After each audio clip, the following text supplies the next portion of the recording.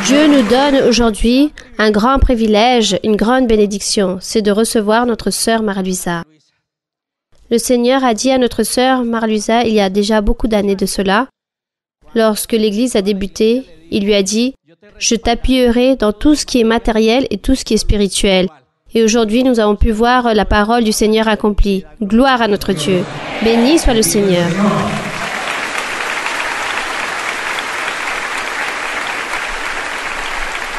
Béni soit le Seigneur. Je vous invite, mes frères et sœurs, à ouvrir vos Bibles dans le livre d'Ésaïe, chapitre 61. Le livre d'Ésaïe,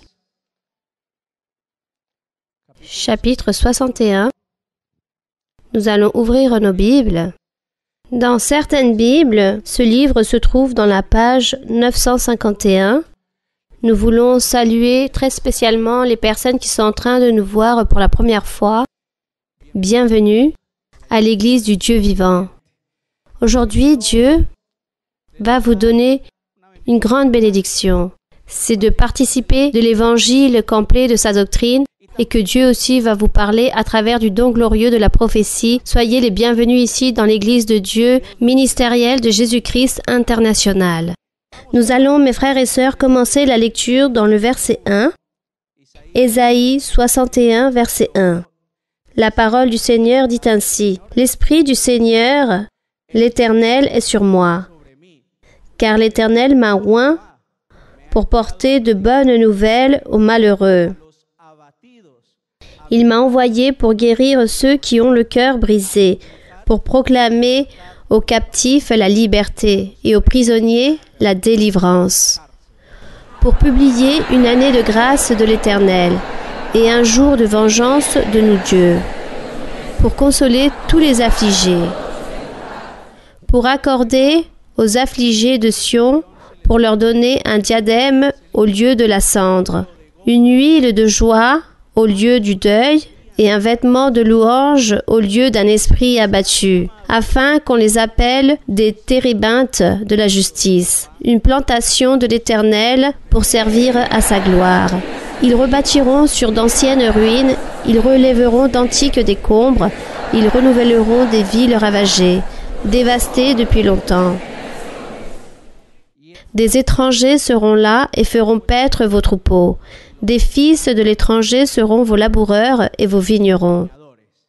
Mais vous, on vous appellera sacrificateurs de l'Éternel. On vous nommera serviteurs de notre Dieu. Vous mangerez des richesses des nations et vous vous glorifierez de leur gloire. Louange à notre Dieu. Béni soit le Seigneur, qui nous a apportés à l'Église pour que nous puissions être ses rois et ses sacrificateurs. Gloire à Dieu. Je vous invite à vous asseoir, mes frères et sœurs. Nous allons chanter à notre Dieu. Lorsque le cœur se sent allègre, qu'est-ce qui nous arrive? Lorsque nous sommes contents, lorsque nous sommes joyeux, ce que nous faisons, c'est chanter. Est-ce que cela vous est déjà arrivé?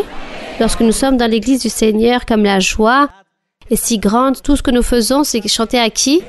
À Dieu. Nous allons donc chanter au Seigneur l'hymne 146, un hymne merveilleux qui a pour titre « Venez tous à y participer ». Hymne 146.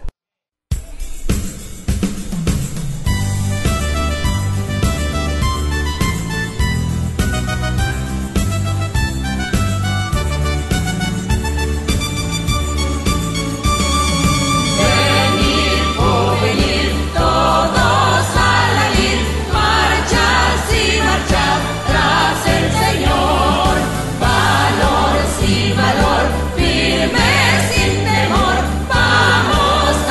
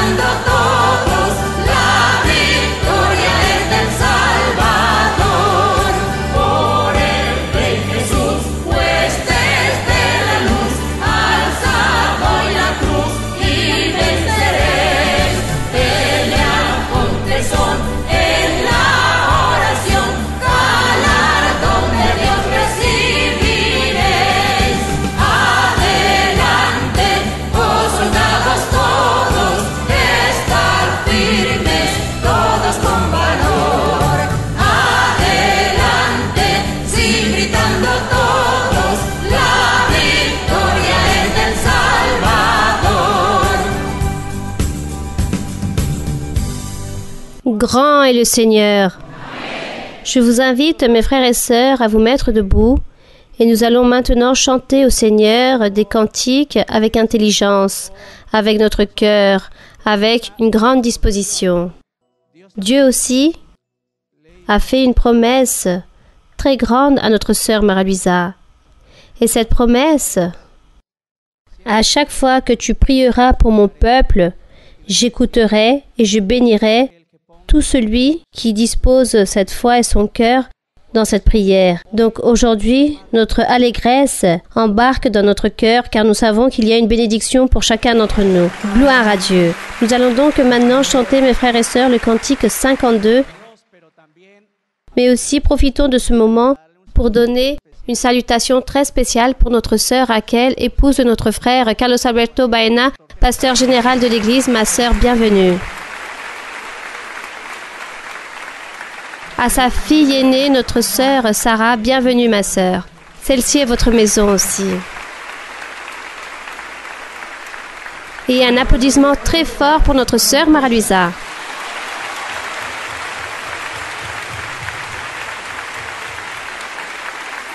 Gloire à Dieu.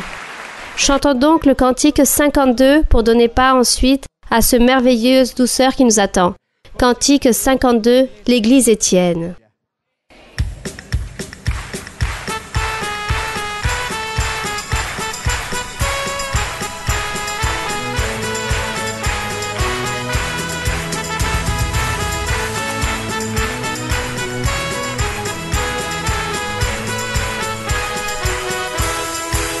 La iglesia es tuya, Señor, te pedimos, tu santa presencia queremos tener.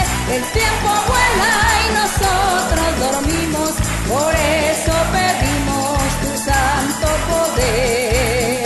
Aviva tu obra en medio de los tiempos, porque indiferente está por doquier. Derrama, oh Cristo bueno, un gran avivamiento que sienta tu pueblo tu santo poder. Derrama, oh Cristo bueno, un gran avivamiento que sienta tu pueblo tu santo poder. La iglesia es tuya, Señor, te pedimos, tu santa presencia queremos tener. El tiempo vuela y nosotros dormimos, por eso pedimos tu santo poder. Aviva tu obra en medio de los tiempos, porque indiferente está por doquier. Derrama, oh Cristo bueno, un gran avivamiento que sienta tu pueblo tu santo poder. Derrama, oh Cristo bueno, un gran avivamiento que sienta tu pueblo tu santo poder. Béni soit notre Dieu. Mes frères et sœurs, nous voulons donc maintenant donner part à la grande bénédiction que Dieu a pour nous aujourd'hui. Un grand bonjour, très grand pour notre sœur Mara-Luisa, la leader de notre Église. Gloire à Dieu. Que le Seigneur vous bénisse, mes très chers frères et très chères sœurs, ici de Madrid, ici à Vallecas. Et un grand bonjour très spécial aussi pour les frères et sœurs qui vont nous visiter des autres églises, des autres endroits. Un grand bonjour aussi pour tous les frères et sœurs, pour toutes les personnes qui vont nous voir à travers la vidéo dans la journée d'aujourd'hui. Nous sommes très heureux et nous vous envoyons un grand bonjour de grande bénédiction de la part du Seigneur, qu'il puisse à vous tous vous donner aujourd'hui, tous ceux qui vont voir la vidéo, et que vous puissiez recevoir la bénédiction du ciel. Que vous puissiez tous recevoir la bénédiction du Très-Haut. Et de cette façon, nous remercions notre Dieu pour nous permettre, une fois de plus, le Seigneur, de nous réunir en tant qu'Église pour louer le Seigneur.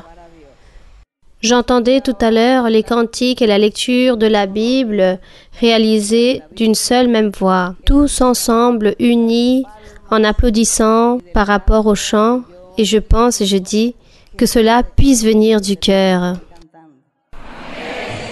Que tout cela provienne de leur cœur et de leur âme.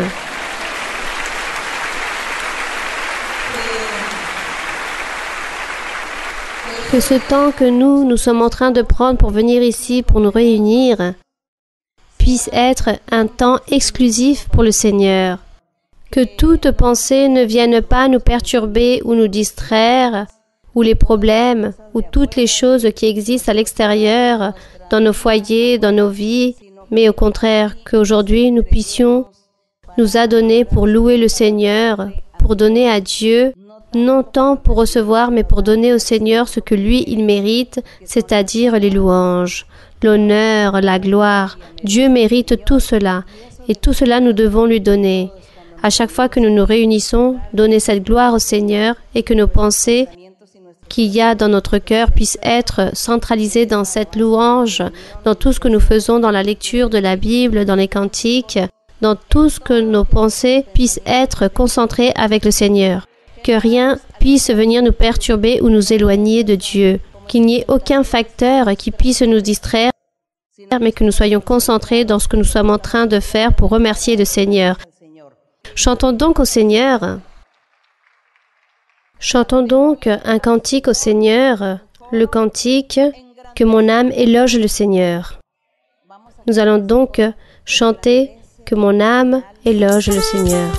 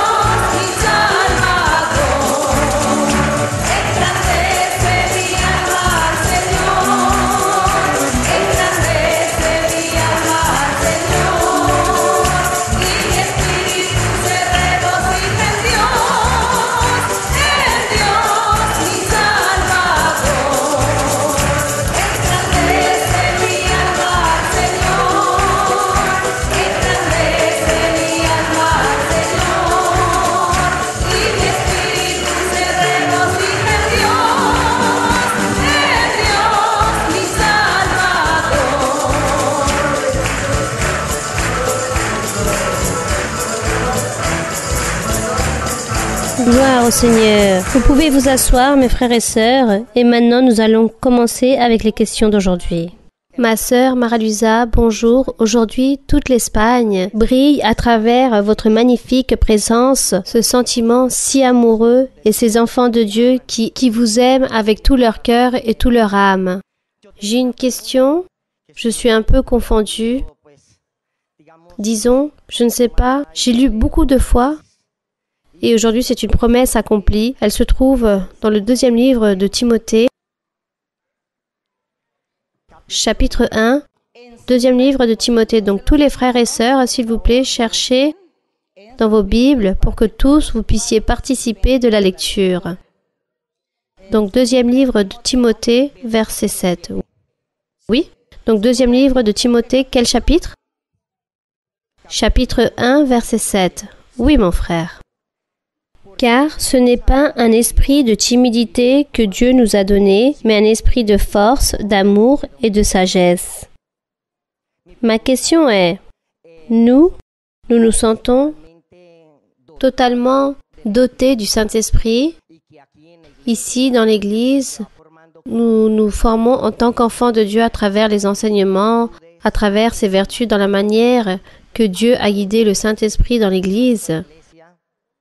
Nous l'attisons et de ce fait, disons que nous ouvrons cet Saint-Esprit et nous reconnaissons tout ce que Dieu nous donne. Donc, dans Timothée, dans le 2e livre de Timothée, chapitre 1, verset 6, il dit « C'est pourquoi je t'exhorte à ranimer le don de Dieu que tu as reçu par l'imposition de mes mains. » Ici, l'apôtre Paul est en train de parler à Timothée que lui, il devait ranimer ce don que Dieu lui avait donné à travers l'imposition de ses mains.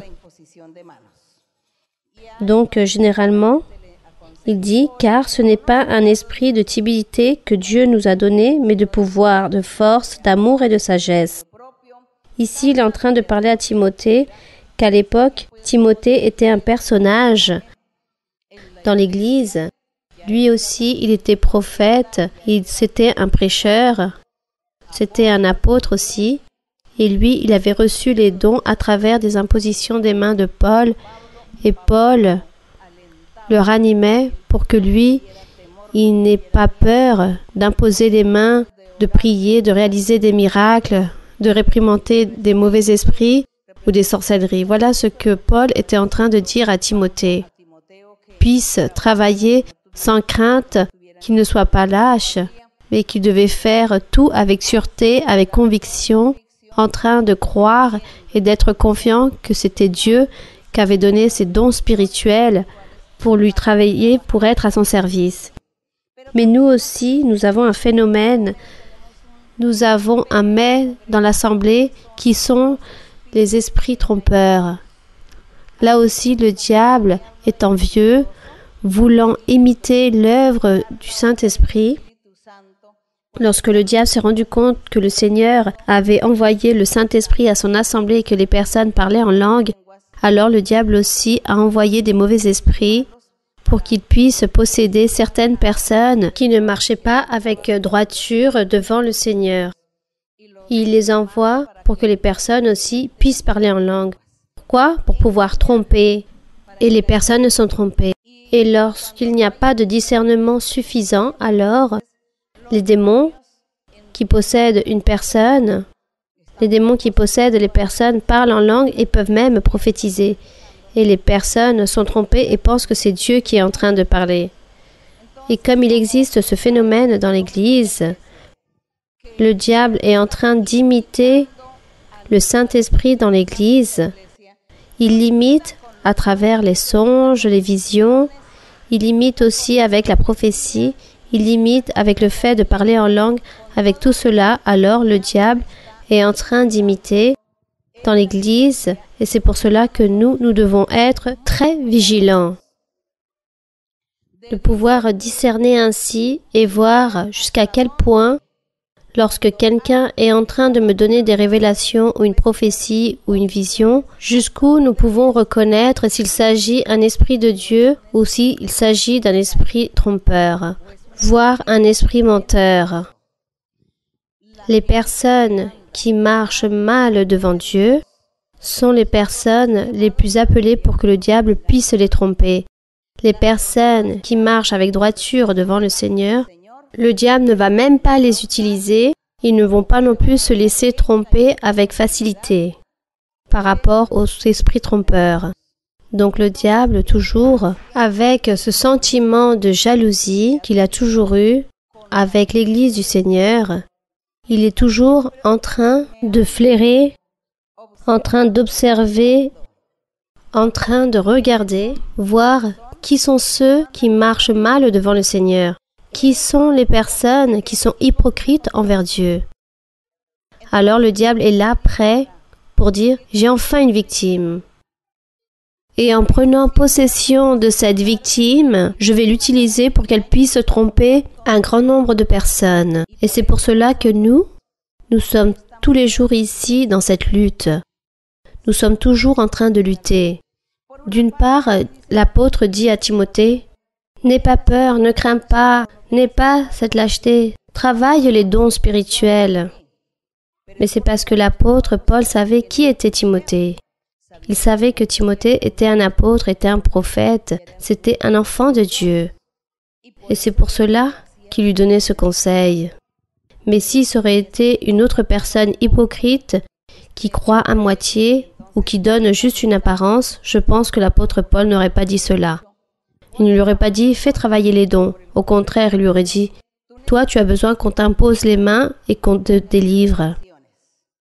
Voilà, c'est cela mes frères et sœurs. Donc nous ici, nous avons deux chemins. Un chemin où on nous dit qu'il faut travailler les dons spirituels sans crainte, sans peur. Et d'un autre côté, nous avons aussi notre ennemi, que nous allons l'appeler le méchant, n'est-ce pas?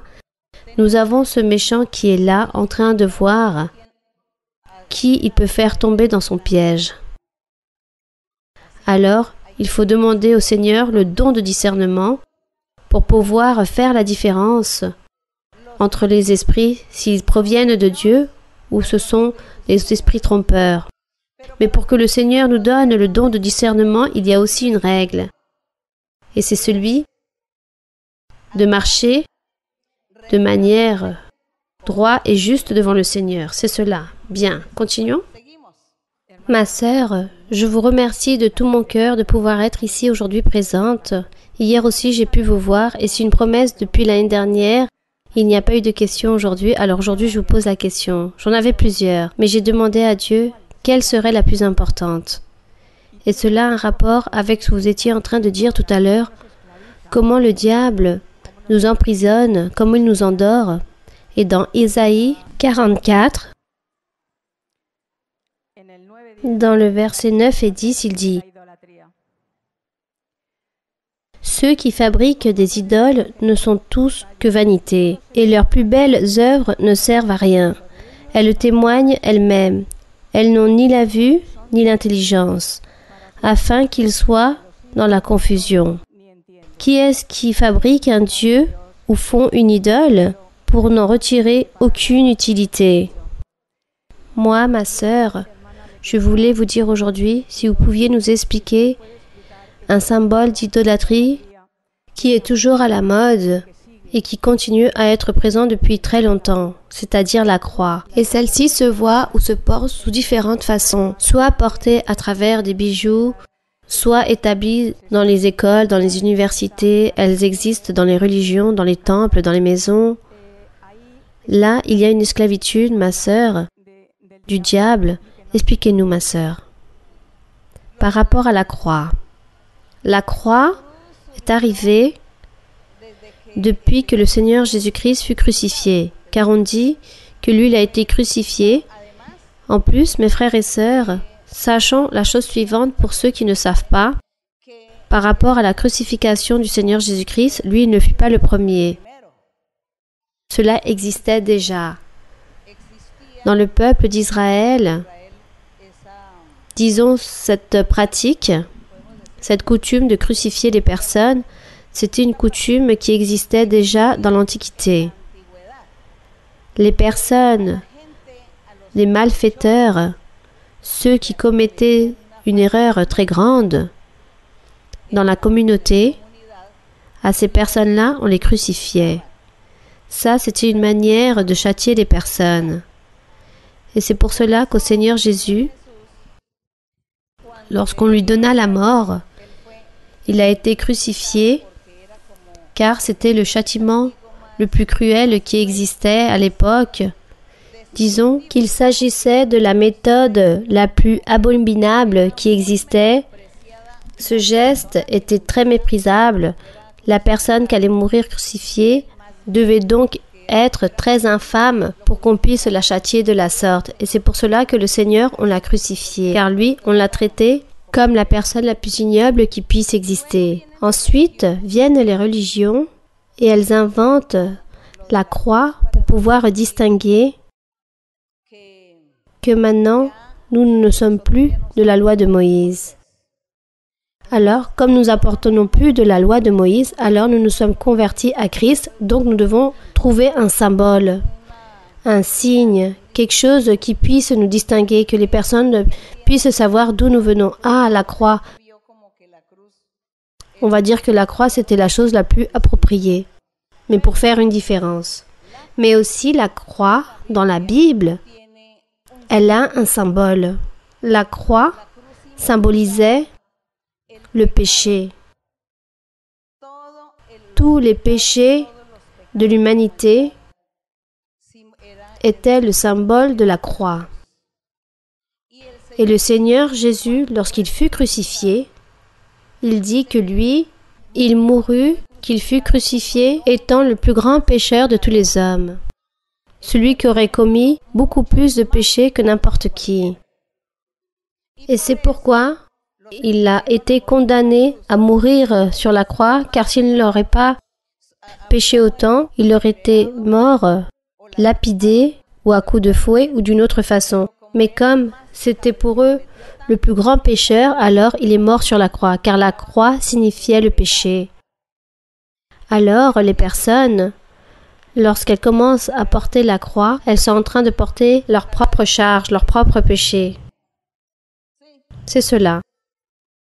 Lorsque nous avons compris que tout cela, c'est de l'idolâtrie, car les personnes ont commencé à réaliser des croix et à faire tout genre de croix pour les garder comme un symbole, pour réaliser un signe.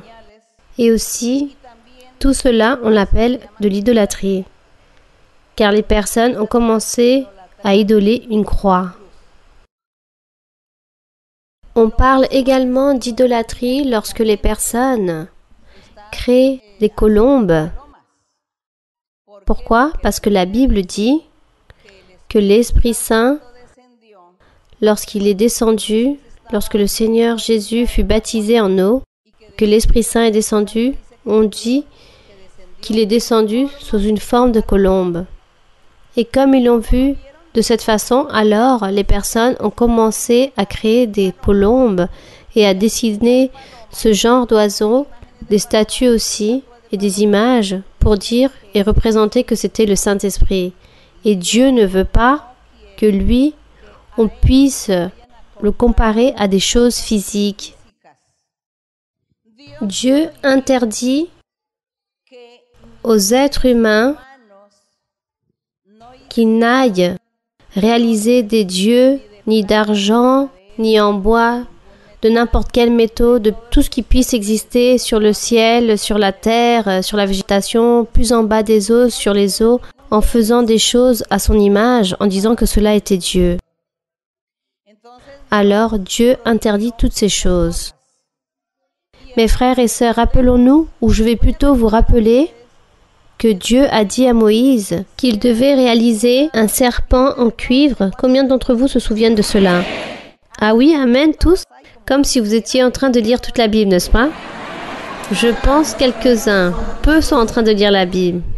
Donc, Dieu a dit à Moïse qu'il devait créer un serpent en cuivre et que dans ces jours, Dieu a châtié le peuple car ils étaient méchants et tous sont tombés malades et des serpents vénéneux mordaient ces personnes et il y a eu une grande mortalité. Et à travers cet événement, Moïse pria le Seigneur. Et le Seigneur lui répondit, « Réalise un serpent de cuivre et pose-le en hauteur. Et toute personne qui sera malade de ces morsures de serpent devront regarder ce serpent de cuivre. Celui qui regardera ce serpent sera guéri. Et celui qui ne va pas la regarder alors mourra du venin. » Voilà ce qu'a fait Moïse. Il dit que tous ont commencé à regarder ce serpent et par la suite, cette mortalité s'estompa. Mais que s'est-il passé, mes frères et sœurs, que les Israélites ont pris ce serpent de cuivre comme un idole. Ils emportèrent ce serpent en statue partout où ils allèrent. Et dans le lieu où eux, ils s'arrêtaient, la première chose qu'ils faisaient, c'était élever ce serpent, la mettre en hauteur, comme si cela était un grand trésor. Ils ont pris cela comme une idolâtrie. Ils ont duré avec ce serpent à peu près jusqu'au règne de tous les rois qui existaient, jusqu'au jour où est arrivé un roi qui craignait Dieu et que lui, il a envoyé à détruire toutes ces statues et images, et entre autres ce serpent de cuivre qu'avait réalisé Moïse. Car les personnes prennent toutes les choses par idolâtrie. Voilà ce qui s'est passé aussi avec la croix. Comme le Seigneur Jésus est mort sur la croix du Calvaire, sur une croix, alors tout le monde a commencé à créer des croix, à les garder, à les porter, à les vénérer, à les honorer, à même se prosterner devant la croix, à prier la croix, à bénir la croix, et comme dit la sœur, ils la portent même sur le cou, ils l'établissent dans tous les endroits, sous n'importe quelle forme, que ça soit en bois ou dans n'importe quel métaux, ils la créent et tout cela est une idolâtrie. De même par rapport à la colombe. Comme ils ont vu que le Saint-Esprit était descendu sous forme d'une colombe, alors tous ont commencé à créer des colombes. Jusqu'au jour d'aujourd'hui, ces personnes honorent la colombe en disant que c'est le Saint-Esprit. Tout cela, c'est de l'idolâtrie. Dieu, parfois, permet des choses physiques et matérielles, mais c'est pour mettre à l'épreuve les personnes pour voir si les personnes se laissent influencer par toutes ces choses et deviennent idolâtres, ou voir si les personnes sont en train de vénérer un Dieu en esprit et en vérité. Car Dieu est esprit et il faut l'adorer en esprit. Donc la croix n'a aucun sens aujourd'hui pour nous, cette croix que créent les personnes. La croix qui a un sens pour nous, c'est celle qui est spirituelle. Et la croix, c'est quoi? Avant de nous convertir au Seigneur, nous portions cette croix. Une croix de souffrance, une croix remplie de péchés. Car cela, c'est ce que signifient les péchés, la souffrance qu'une personne peut avoir dans le monde, dans la vie. Et lorsque cette personne arrive à Dieu et se convertit, se débarrasse de cette croix de péché, de sacrifice, abandonne cela et la personne reste libre. Elle reste libre de cela. Donc l'apôtre Paul disait que lui, il avait cru et que les croyants qui avaient cru en cette croix, mais il ne s'agissait pas de la croix physique, mais celle qui était spirituelle, en faisant comprendre que ceux qui avaient cru en Jésus-Christ, qu'il avait été mort et crucifié sur une croix, c'est à eux qu'il leur disait, ceux qui étaient en train de croire en la croix, au lieu d'enseigner ou de suivre la loi de Moïse, alors il leur disait, non, ceux qui croient la croix de Christ, c'est-à-dire les sacrifices, le pardon des péchés, en la repentance. Voilà, ceux qui croient en la croix de Jésus-Christ, c'est parce que nous abandonnons le péché, nous nous repentissons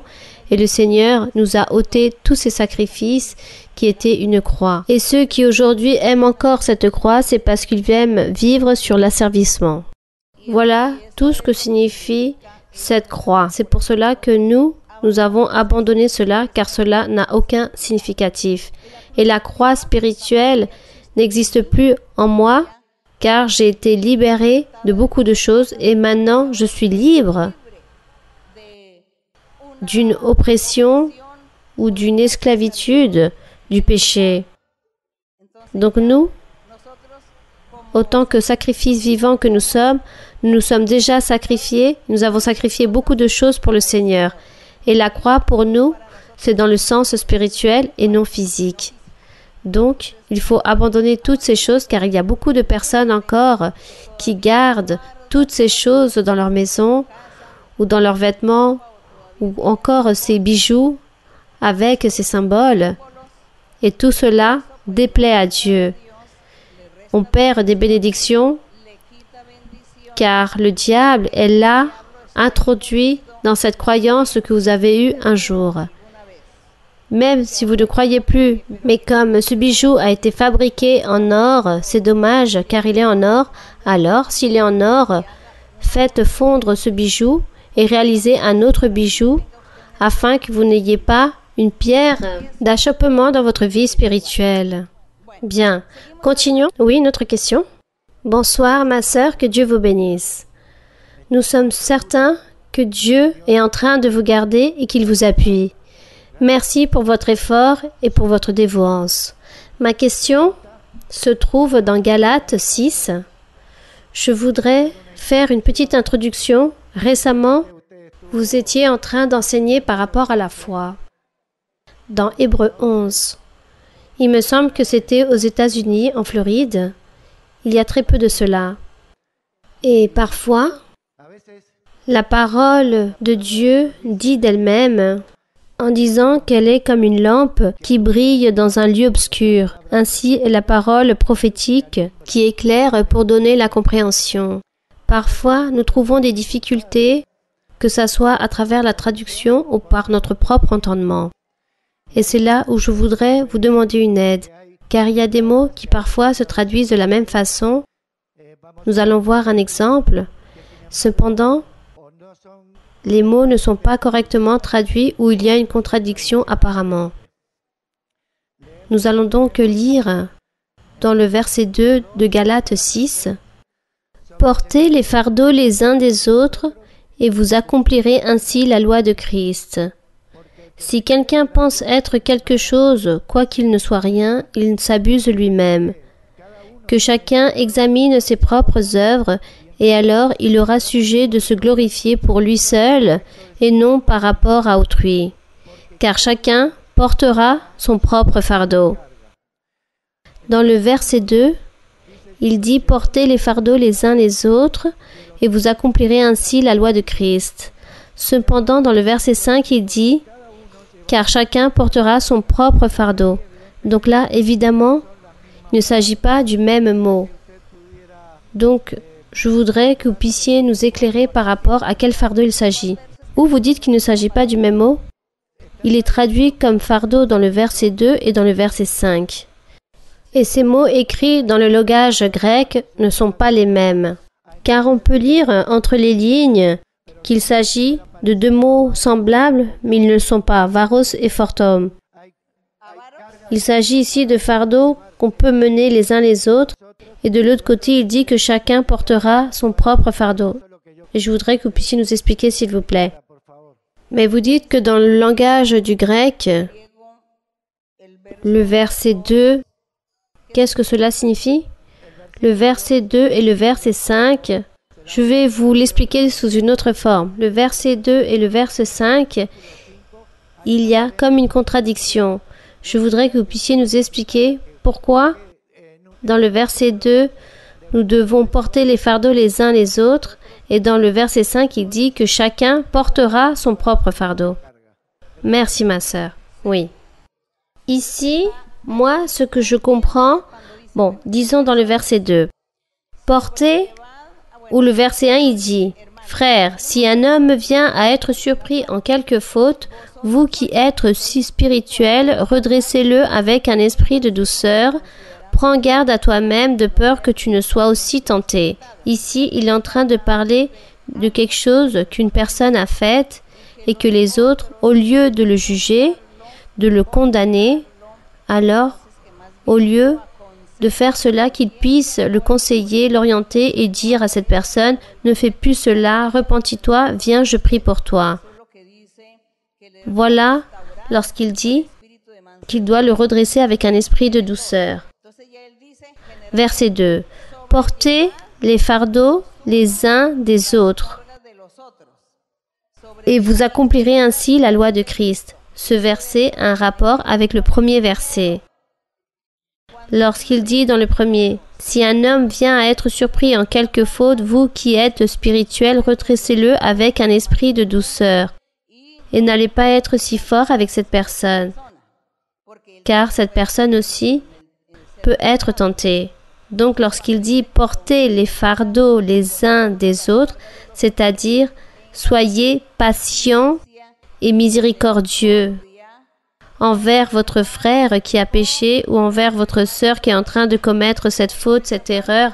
Soyez patient envers cette personne car vous êtes un être humain et vous aussi un jour vous pouvez chanceler de la même façon. » Voilà ce qu'il est en train de dire. Ne jugez pas, ne vous convertissez pas en un juge car un jour vous pouvez tomber dans le même piège. Pourquoi? Elle porte des fardeaux, vous aussi, tous nous portons des fardeaux, alors que chacun avec ses propres charges, avec ses propres défauts, les difficultés que nous portons, alors il faut avoir de la patience les uns envers les autres. Car moi, je porte ce fardeau, cette difficulté, cette erreur que je puisse commettre. Vous aussi, vous portez les vôtres.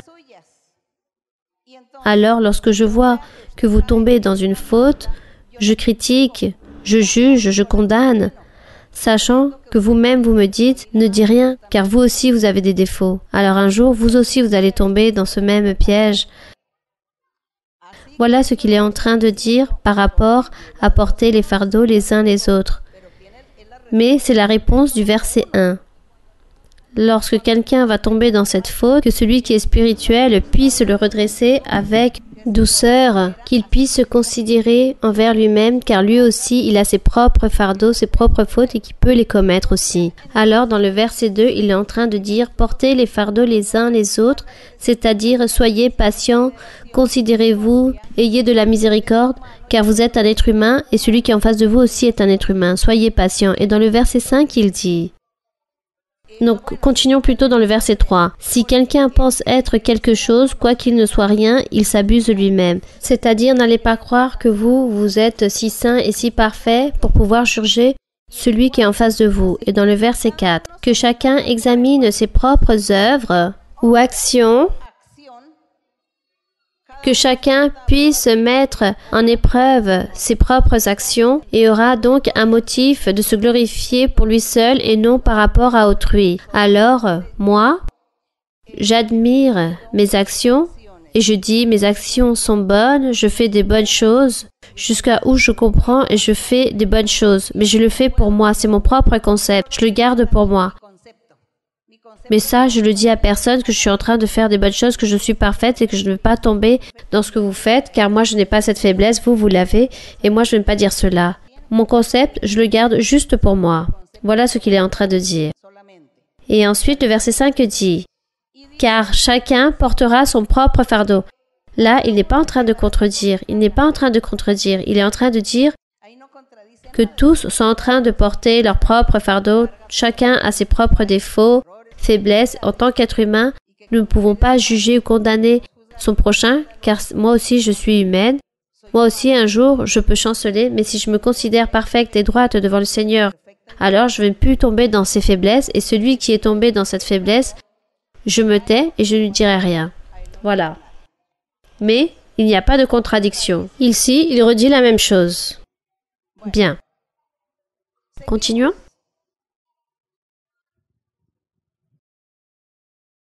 Bonsoir, ma sœur, que Dieu vous bénisse. C'est la première fois que je vous ai si proche de moi et je suis très nerveuse, excusez-moi. Je voudrais tout d'abord vous demander pardon et je m'explique pourquoi. Lorsque je suis arrivée à l'église pour la première fois, j'ai douté de tout, des ouvriers et même de vous aussi, ma sœur. Car je vous ai jugé de manière très dure. Car je disais à chaque fois, qui est-ce cette soi-disante Marie-Louisa dont parle l'Église? Jusqu'au jour où Dieu a mis entre mes mains le livre de Vivencias et j'ai pu comprendre beaucoup de choses. Et réellement, ma sœur, je vous demande pardon du plus profond de mon cœur, ma sœur.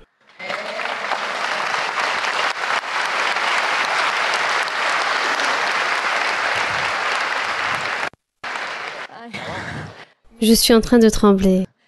Ma question, ma sœur, c'est Judas. J'ai lu la Bible et dans le Nouveau Testament, nous savons que Judas a livré notre Seigneur Jésus-Christ. Et grâce à cet acte, notre Seigneur Jésus a vaincu la mort et il a emporté avec lui tous nos péchés. Et toutes les bénédictions qui sont venues après, Judas a eu cette opportunité d'être avec notre Seigneur Jésus-Christ, comme nous aujourd'hui nous l'avons avec vous, car pour moi, ma sœur, vous êtes ce Jésus qui existe sur terre dans l'actualité. Cependant, il a été livré. Alors ma question est la suivante. Est-ce que ça, c'était le plan que Dieu avait pour lui et il fut juste un instrument pour réaliser ce plan pour les bénédictions qui allaient venir dans le futur? Ou a-t-il eu à un certain moment cette opportunité d'avoir le libre arbitre et de pouvoir choisir et changer ce destin? Merci ma sœur. Judas, celui qui est dans la Bible, ce n'est pas lui qui a livré le Seigneur Jésus. Rappelons-nous qu'après les épîtres de Jean, suit l'épître de Judas qui se trouve avant Apocalypse. Ce Judas, ce n'est pas lui qui a livré le Seigneur Jésus-Christ. Ce fut un autre personnage. Ce fut un apôtre. Judas, celui qui a livré le Seigneur Jésus, lui, il est mort peu de jours après, lorsqu'il réalisa cette méchanceté de livrer le Seigneur, de le trahir. Peu de temps après, il est mort. L'histoire dans la Bible raconte que lui-même, il s'est pendu. Bien.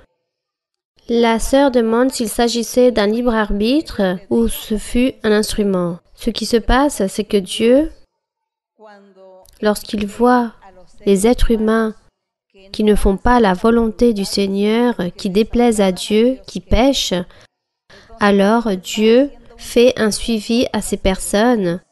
Et toutes ces personnes, le Seigneur fait donc ce suivi et les personnes réalisent les iniquités devant le Seigneur et continuent à être hypocrites, à être des personnes qui mentent Et donc Dieu fait un appel d'attention pour que ces personnes puissent se repentir, mais elles ne se repentissent pas, elles continuent à réaliser la méchanceté. Donc ce sont toutes ces personnes que Dieu abandonne et que lui, il utilise comme instrument pour qu'elles puissent réaliser quelque chose de méchant pour ainsi châtier. Et de cette façon, c'est que Dieu agissait dans la Bible et je pense qu'il continuera à agir de cette forme. Donc, le Seigneur, comme il a vu que cet homme nommé Judas Iscariote et qui a marché avec Christ autant qu'apôtre, lui, il venait d'une lignée de personnes qui avaient toujours réalisé des méchancetés devant Dieu. Alors, comme toutes ces personnes réalisaient déjà des iniquités, alors cet homme, Judas, lui aussi était hypocrite et Dieu avait déjà vu que dans son cœur il y avait de l'hypocrisie. Et donc, avec le libre arbitre, Judas a voulu être hypocrite et faux devant Dieu et c'est pour cela qu'il n'a pas voulu aimer le Seigneur et être sincère envers lui. Et comme Dieu avait vu qu'il venait de toute cette personne, de toute cette famille qui avait un cœur dur, donc Dieu l'a choisi. Il a dit, il mérite d'être châtié. Que lui-même, il cherche son propre châtiment et que lui-même, il puisse commettre cette erreur pour qu'il puisse être châtié. Voilà ce qui est arrivé. Dieu fait toujours cela. Dieu a dit qu'il avait vu la méchanceté des hommes. Lorsqu'il a vu cette méchanceté, toutes ces iniquités, Dieu a commencé à abandonner toutes ces personnes pour qu'elles puissent continuer à s'inventer plus de péchés, plus de méchanceté. Et lorsque la coupe a débordé, sa patience a débordé au Seigneur, il a commencé à châtier toutes ces personnes. Voilà comment réagit le Seigneur. Je pense qu'aujourd'hui aussi, le Seigneur agit de la même façon. Qu'il voit toutes ces personnes qui ont un cœur dur, qui ne veulent pas suivre, alors le Seigneur ne fait pas attention à ces personnes et regarde jusqu'à où elles peuvent continuer à pécher et à réaliser des méchancetés jusqu'au jour où arrivera le moment de châtier. Dieu châtiera très fort. Voilà ce qui se passe lorsque ces personnes doivent rendre des comptes au Seigneur. Bien, continuons. Bonsoir, ma sœur Mara-Luisa. Mes frères et sœurs, que Dieu vous bénisse. Ma sœur, bienvenue de nouveau ici en Espagne. Je voudrais vous poser une question de la Bible qui se trouve dans Genèse, chapitre 3, verset 24. Oui. Vous me dites lorsque je pourrai lire. C'est pourquoi qu'il chassa Adam. Et il mit à l'orient du jardin d'Éden les chérubins qui agitent une épée flamboyante pour garder le chemin de l'arbre de vie. À ce moment-là, ma sœur, je comprends que ce fut quelque chose de physique, vu que le Seigneur, c'est lui qui créa tout ça. Mais je voudrais le voir d'une manière spirituelle pour pouvoir vous poser la question suivante. Nous avons compris que l'arbre de vie est la représentation symbolique du Seigneur Jésus-Christ. Et ces chérubins est une représentation aussi symbolique qu'à ce moment-là, à cause de la désobéissance de l'homme, Dieu a voulu que ces chemins puissent être regardés. Et ces chemins, disons, furent sans entrave à travers le mot épée ou lorsque le Seigneur Jésus-Christ est venu sur la terre et qu'il nous a enseigné son évangile. Ou est-ce lorsque lui, il a été crucifié sur cette montagne pour le pardon de nos péchés, pour la vie éternelle. Merci beaucoup ma sœur et que Dieu vous bénisse. Par rapport à l'événement, ce qui s'est produit là-bas, dans l'Éden, où l'histoire raconte que Dieu avait établi un ange avec une épée, où se tenait une flamme, un feu allumé, pour ne pas permettre qu'Adam et Ève puissent traverser cette limite où se trouvait l'arbre de vie. Cet arbre de vie, à l'époque, était physique. Ce qu'Adam et Ève, ce qu'ils regardaient, était physique. Et eux, afin qu'ils ne puissent manger du fruit de l'arbre de vie, alors cet arbre de vie, c'était Jésus-Christ. Et si eux, ils auraient mangé de ce fruit, alors Dieu aurait dû les pardonner et ne pas châtier l'humanité. C'est pourquoi il dit qu'ici, que Dieu a établi ce feu. Bon, cela n'a aucun symbolisme, ni le feu, ni l'épée. Et l'arbre de vie, c'est le Seigneur Jésus-Christ, qui après qu'Adam et Ève ont perdu cette grâce devant Dieu, ont perdu la bénédiction de Dieu, on dit que Dieu les a chassés de ce paradis, il les a chassés, et ensuite les a fait habiter sur la terre comme quiconque, et Dieu a établi ce paradis car ce paradis était céleste. Dieu avait été avec le paradis, il était spirituel, mais Dieu peut-être l'a descendu sur la terre et a fait qu'il puisse se rendre physique et lui a établi un nom. Mais Dieu ensuite lève de nouveau et chasse ce paradis. Mais ce paradis est spirituel, il existe. Dans ce paradis, nous aussi un jour nous allons y être, car ici dans l'Apocalypse il est écrit que nous allons tous vivre dans ce paradis que Dieu avait établi pour Adam et Ève, et nous allons y habiter. Donc physiquement, les personnes dans le monde n'ont jamais trouvé aucune trace par rapport au paradis où se trouvaient Adam et Ève, car Dieu a fait qu'ils puissent disparaître de cet endroit. Mais cela n'a aucun symbole, Dieu de l'épée ou le feu, que Dieu a établi là-bas, afin que eux, ils ne puissent dépasser cette limite. Il y a juste eu un temps où ils ont vécu ainsi, et lorsque le temps du Seigneur est passé, donc Dieu a chassé Adam et Ève de ce paradis et a fait que ce paradis puisse disparaître afin que Adam et Ève puissent vivre comme n'importe quel être humain et qu'ils puissent souffrir aussi sur la terre et y travailler.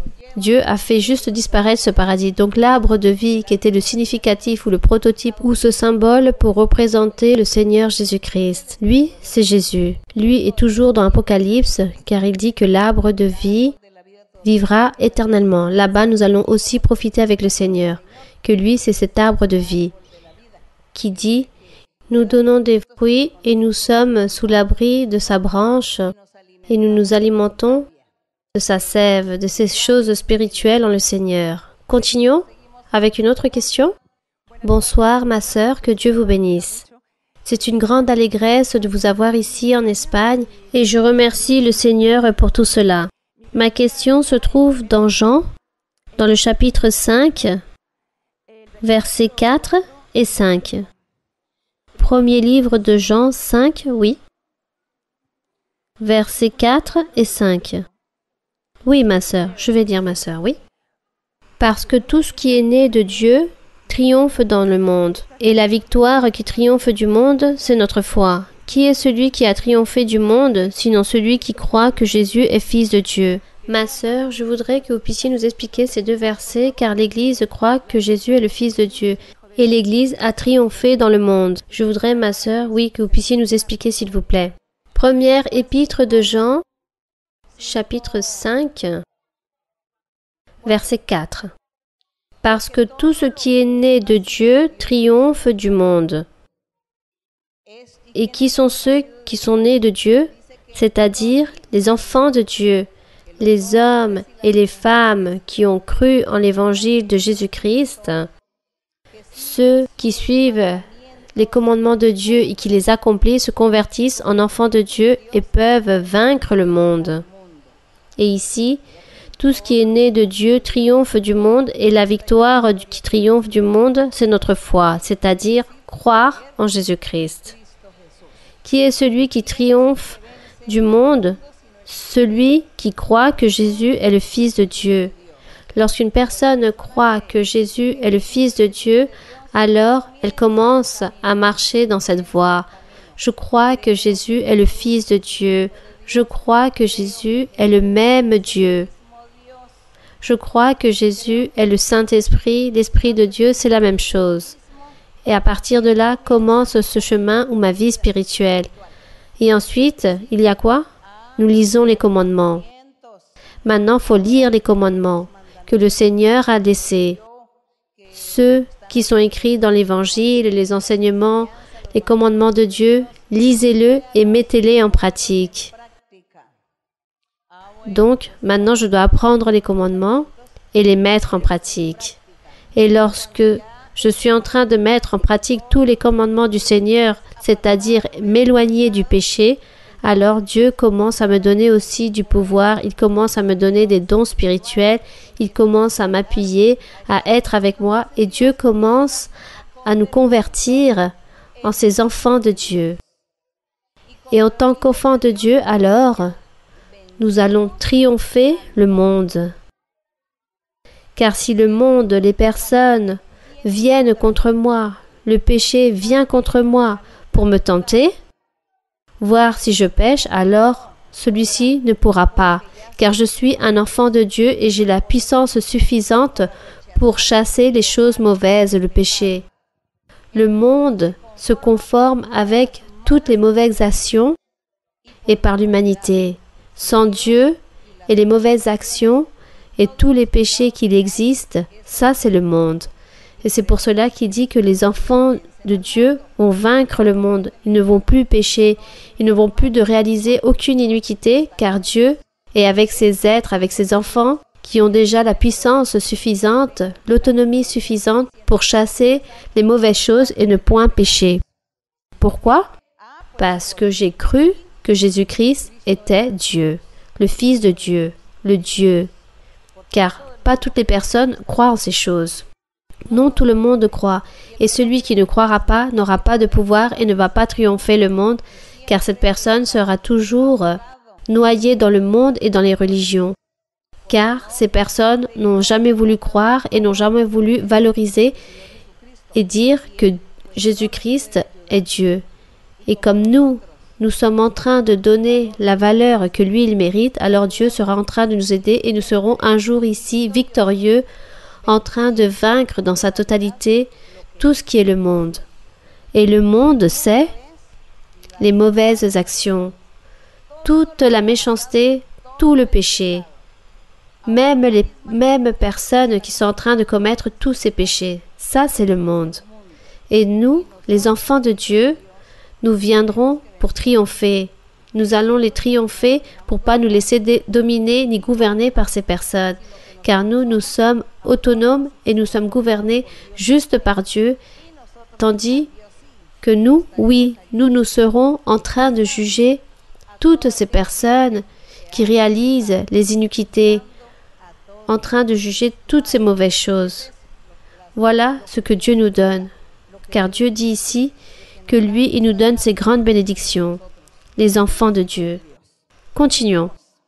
Bonsoir mes frères et sœurs, bonsoir ma sœur, recevez un chaleureux salut ici de l'œuvre de Pontevedra de Galice. Je voudrais vous poser une question ma sœur.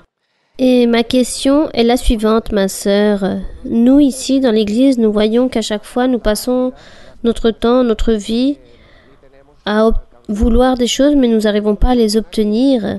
Ou parfois, je dirais même, nous ne nous efforçons pas assez pour obtenir les choses. Et du coup, notre cœur est insatisfait et du coup, nous sommes ingrats devant Dieu. Tandis que tous les jours, Dieu nous offre des bénédictions. Je voudrais, ma sœur, que vous puissiez nous expliquer, nous dire comment pourrions-nous faire pour ne pas déposer notre vue si haut, mais plutôt regarder ces personnes qui n'ont pas cette même joie de cette manifestation que nous avons avec notre Dieu Tout-Puissant. Le frère demande comment nous pouvons obtenir cette conformité, ne pas nous désespérer comme les autres, apprendre à avoir de la patience et attendre les bénédictions de Dieu, attendre en les promesses du Seigneur. Lorsque le Seigneur réalise des promesses, nous devons être patients. Soyons donc patients et ne pas nous désespérer, mais plutôt continuer. Tant que Dieu me fait une série de promesses, je les garde dans mon cœur et voilà, et je continue vers l'avant. Je lis la Bible, j'écoute les témoignages, car les témoignages sont très précieux, car ils nous édifient dans notre vie spirituelle. Ces témoignages nous aident à apprendre de la doctrine. C'est pour cela que les témoignages sont très beaux. Et nous sommes là pour analyser et nous allons peu à peu apprendre dans notre vie, nous allons apprendre à savoir comment vivre, avoir de la patience et un jour pour pouvoir ainsi profiter de ces merveilles que Dieu nous promet. Disons que ça c'est le progrès spirituel que nous devons avoir. Apprendre à attendre, apprendre à être patient, apprendre à connaître le temps. Et pour l'instant, je dois donner la meilleure chose de moi-même pour Dieu. Et un jour, Dieu nous surprendra. Toujours, il est en train de nous surprendre avec les bénédictions. Et nous sommes toujours en train d'apprendre avec ce que Dieu donne aussi aux autres. Lorsque Dieu fait des promesses aux autres et qu'il accomplit ses promesses, lorsque les sœurs et les frères témoignent des choses merveilleuses, alors nous disons « Ah oui, moi aussi cela va m'arriver ainsi parce que Dieu va me donner la même chose. Donc je dois continuer à attendre, car si Dieu a accompli à cette personne, moi aussi il va me l'accomplir. Voilà, le Seigneur est ainsi, le Seigneur est amour. Donc maintenant, nous allons nous mettre debout et nous allons prier notre Dieu. Nous allons prier pour diverses choses. Nous allons prier pour les maladies physiques, psychiques, pour les sorcelleries, les envoûtements. Bon, pour n'importe quelle maladie, aussi les maladies incurables. Car après la prière, je ne vais pas imposer les mains. Alors, à travers la prière, Dieu va voir en vous et il connaît la nécessité que vous avez besoin, la douleur que vous avez, cette souffrance. Alors, de cette façon, nous allons prier. Et s'il y a aussi des souhaits, des vœux qu'il y a dans votre cœur, rappelez-vous que nous avons lu le psaume qui dit « Lui, il donnera tout ce que ton cœur désire. » Alors aujourd'hui, en ce moment même, dans la prière, dites au Seigneur, dans le psaume, il est écrit que toi, tu donneras tout ce que notre cœur désire. Alors, tu vas me donner tout cela. Celle-ci est ta promesse. La parole du Seigneur est ferme. Nous allons donc prier le Seigneur. Béni soit notre Dieu Tout-Puissant. Merci Seigneur. Pour toutes tes bénédictions, pour ton amour, pour ta miséricorde. En cette journée et dans ces temps aussi, mon Seigneur. Merci Seigneur, car nous avons été devant ta présence, en train de méditer en ta parole, en train d'analyser la Bible, en train d'analyser beaucoup de faits, beaucoup de choses qui sont arrivées aux personnes dans l'Antiquité et qu'aujourd'hui cela aussi peut survenir en nous. Et toi, comme tu es le même hier, aujourd'hui et pour les siècles, toi aussi Seigneur, tu es avec nous aujourd'hui comme tu l'as été auparavant, avec tous ces grands personnages, comme tu l'as été aussi avec le peuple, que tu avais réalisé des promesses, mon Seigneur, et que tu leur avais établi des lois. Aujourd'hui aussi, Seigneur, tu fais la même chose avec nous. Avec la seule différence qu'aujourd'hui nous sommes en train de profiter et nous réjouir de ta présence, de ton Saint-Esprit, et en train de profiter des dons merveilleux. Merci Seigneur, en train de profiter de tes merveilleuses promesses, de ta parole, en train de profiter des rêves, des visions, des révélations, en train de profiter du discernement et de tous les dons spirituels que tu nous donnes. Nous nous sentons très proches, mon Père Saint. Tandis qu'à l'époque d'avant, les personnes n'ont pas vécu ces expériences si merveilleuses auprès de toi. Aujourd'hui, nous, oui, et nous avons donc de plus grandes responsabilités devant toi. Car ta présence est là, car tu es là, mon Seigneur. Merci, mon Père, merci, mon Seigneur. Aide-nous et enseigne-nous à te louer, à t'honorer, à glorifier ton nom, à te célébrer, mon Seigneur. Aide-nous et enseigne-nous, mon Père Saint, pour te vénérer, pour honorer ton saint nom, pour valoriser ta sainte parole, pour valoriser, Seigneur, tout ce que tu fais pour nous. Merci, Seigneur, pour l'appui que tu donnes à l'Église au niveau mondial. Merci, mon Père. Maintenant, en ce moment, je te demande, Seigneur, que tu tendes ta main guériseuse sur tout genre de maladies, que ce soit des maladies incurables, des maladies physiques, des maladies psychiques, et que tu sois, Seigneur, en train de guérir, en train d'ôter toute douleur, en train de délier toute maladie. Aide, Seigneur, toute personne, tout homme, toute femme qui sont en train de souffrir.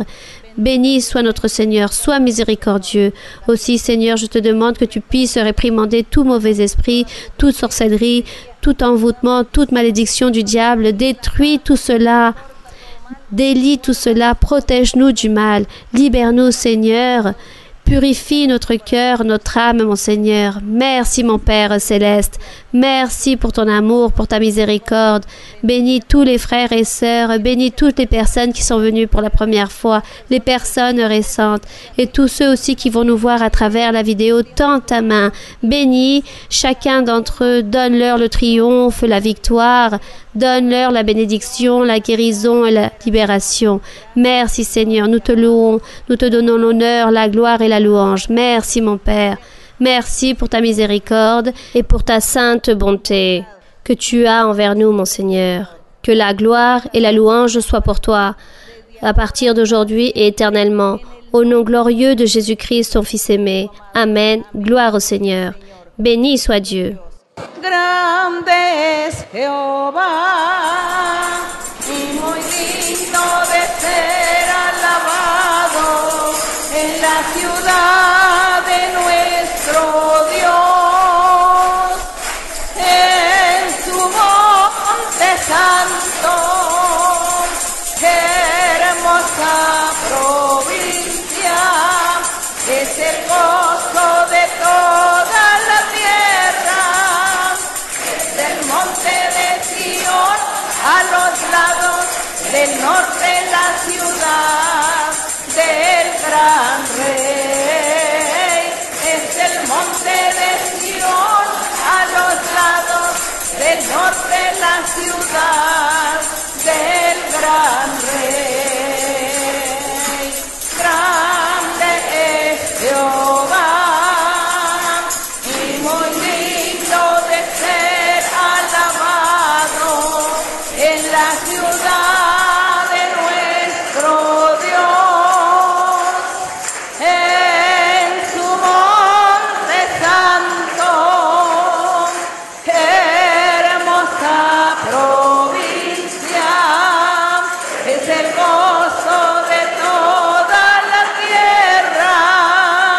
Es el monte de Sion a los lados del norte la ciudad del gran rey.